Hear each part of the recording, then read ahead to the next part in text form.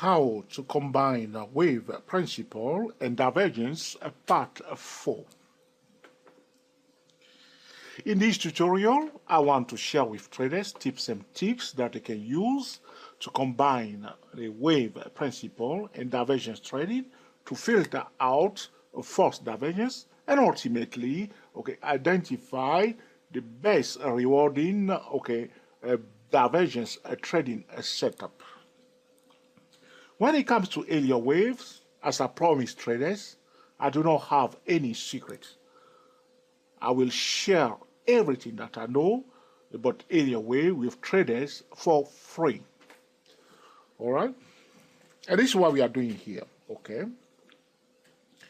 Before we continue with this discussion about the divergences that appear during the fourth Elliott wave, I want to clarify quickly something about the third Elliott waves. All right? So we say that false divergence very often will appear during the third Elliott wave. So if you have not watched part 3, you may watch it so you may understand what I'm talking about here. So why do we see, there's another reason why we see false divergences, is due to the intensity of the third Elliott wave. So most technical indicators will be overstretched, so to speak, or may deviate from their equilibrium level. Therefore, so for instance, MACD may be overstretched, so MACD cannot go up in a straight line forever. But because the third Elliott wave is going up, is strong, is the longest wave, MACD, for instance, or the RSI or the stochastic will be overstretched. All right? Therefore, these technical indicators may have to reset themselves. So for instance, if you're in an uptrend, you see that the RSI may be going up, overbought, stay overbought. So stochastic will remain overbought for a long time during the third Elliott wave. The RSI will remain overbought for a long time. MACD will be going up for a long time during the third Elliott wave. But because these technical indicator cannot go up forever in an uptrend, it cannot go down forever in a downtrend, they are overstretched. Therefore, these indicators will have to reset themselves. So if they were going up for a long time, they will start going down. Why? The price is going up, creating what we call a bearish divergence. The opposite is also true in a downtrend when a stock is going down and the bearish momentum is quite strong. But because these technical indicators are overstretched due to the intensity of the momentum, all right, these indicators has to reset themselves. So you will see, for instance, that the relative strength index indicator, one of the indicators that the Elliott wave practitioners are using. So if you're an Elliott wave trader, you want to also know about the RSI indicator.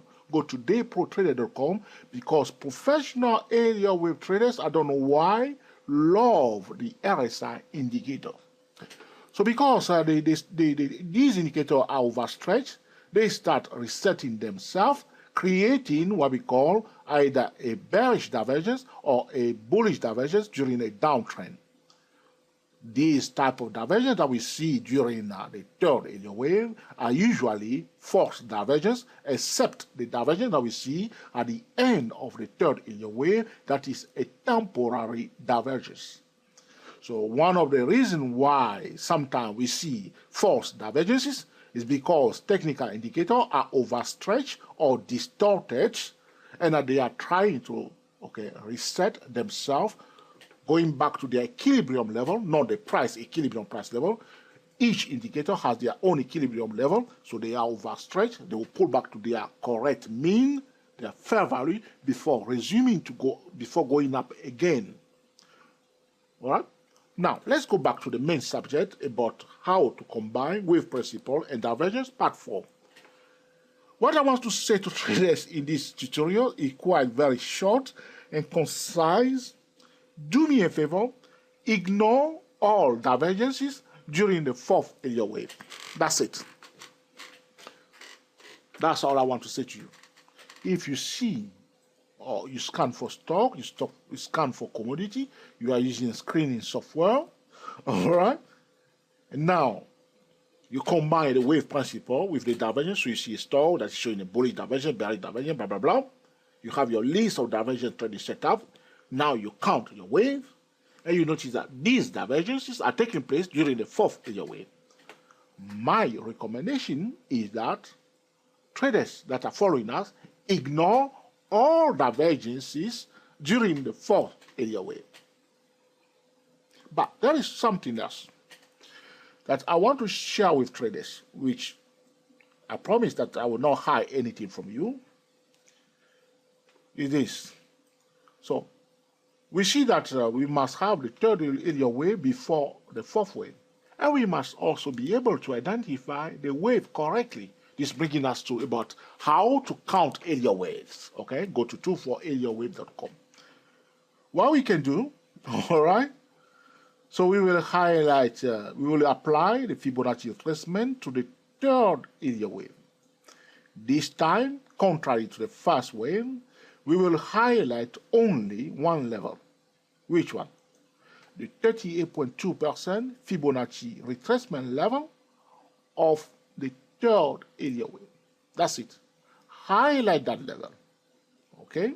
Highlight that level. Why? The reason is, if the third area wave is the longest wave, is overstretched, is dynamic, either in a downtrend or an uptrend, okay?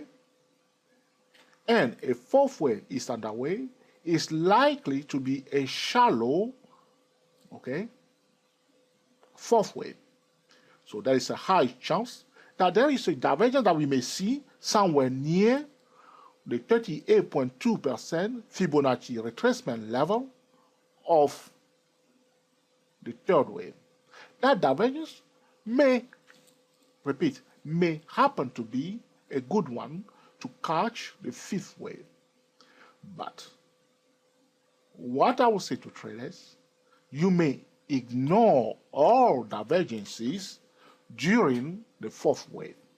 But if you want to trade a divergence during the fourth area wave, highlight at least the 38.2% Fibonacci retracement level of the third area wave. And if we see that the fourth wave is completed, a pattern is completed, all right, that the fourth wave is completed. It's not always in straight line like this. A fourth area wave can be prolonged for a long time. Traders that understand the fifth area wave extension, if the fourth area wave is prolonged for a long time, we are likely to see what? The fifth area wave extension. Yes or no? All right, if you don't know, well, go to subscribe to 24 area wave, okay, website, okay? If the fourth area wave is prolonged, so you may see sometimes the fourth area wave may be a consolidation. Price goes down, you say, okay, that's the end of it. It goes up, come back down, blah, blah, blah, and you get tired. That's why I say to you, you may ignore all divergence during the fourth area wave, all right? That will give you more peace of mind, okay? But if you want to trade it, highlight at least the 38.2% Fibonacci extension level of the third area wave. If you see a divergence somewhere near that zone, well, use a top-down trading method to trade it carefully. Your intention is to catch the fifth area wave at the end of the fourth area wave, somewhere near the zone of 38.2% Fibonacci extension level of the third area wave. For traders that are thinking like a scientist, it's not always like this. The fourth area wave may go down up to the 50% of the third area wave. What some aggressive traders are doing, they are looking for opportunity to buy near the 38.2% of the third area wave and hiding their stop loss below the 50% of the third area wave. A fourth area wave can be prolonged for a long time, making the trading setup a bit messy or difficult to trade. My recommendation to traders is to ignore all divergences that appear during the fourth area wave. If one wants to trade it, one must look for divergences that appear somewhere near the 38.2% Fibonacci retracement level of the third area wave, provided that the third area wave is prolonged, because sometimes the third area wave is not always prolonged. The rule stated that it shouldn't be the shortest motive wave, but sometimes it's not prolonged. But if it's extended up to 261.8% Fibonacci extension of the first wave, or 314% Fibonacci extension of the first wave is quite prolonged, we are likely to see a shallow fourth area wave. And if we don't want to ignore the divergences that appear during the fourth wave, we can highlight at least the 50% Fibonacci retracement level of the third area wave and apply a top-down trading method to trade it. Remember, one cannot just buy and sell because a price has reached the 38.2% Fibonacci retracement level. One must always use a top-down trading method without ignoring what? The fundamentals and the economy news. Our trading style is about combining the wave principle, the economy news, and the divergence. It makes sense? It is also powerful. As I explained to traders in the previous video, the purpose of this video is to show divergence traders how they can filter out false divergences and identify valid divergences, combining the wave principle and the divergence trading. For this demonstration, we are using the drawing that I have on my chart: first wave, second wave, third wave, and the fourth wave. This is the first step, the knowledge, gaining the knowledge first, and then we'll go to a real chart and applying the knowledge that we have gained and to profit in the financial market. Okay. If you like this video, please give us the thumbs up. If you dislike it, please give us the thumbs down. We want to know. If you love it, feel free to share it on Google+, on Twitter, and also on Facebook. If you love our video, hit the subscribe button and subscribe to our channel so you may stay tuned and watch more tutorials like this. Until the next time, enjoy yourself and be very happy. We are the TSTW24 traders talking about how to combine wave principle and divergence part 4.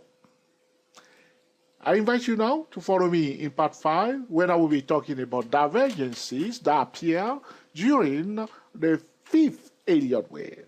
Be there, be square. Speak to you soon.